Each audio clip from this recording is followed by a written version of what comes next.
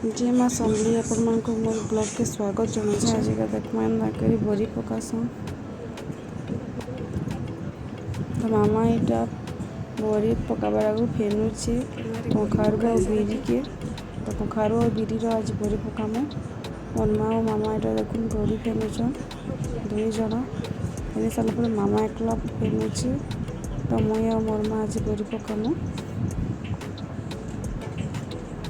आपंक मन साइड केम नहीं बड़ी पकासन कमेंट जनाबी।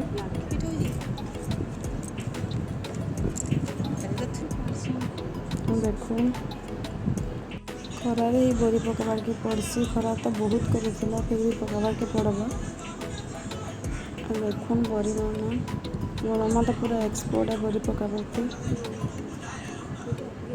बड़ी फेनी सारा कि पकई आसी आमर संगे तो ये आर दिन फेरी पकालु बड़ी आम कम ही जाता तो 2 दिन पकाबार के पड़ला।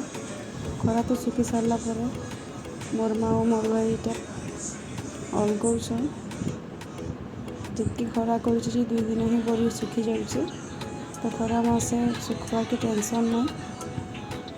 तो आपण मन को क्या कि बड़ी खाबार के भल लगसी बड़ी तो भजा हो कि जन भल भी लगसी। वीडियो भल लगी लाइक और सब्सक्राइब करबी। जय जगन्नाथ।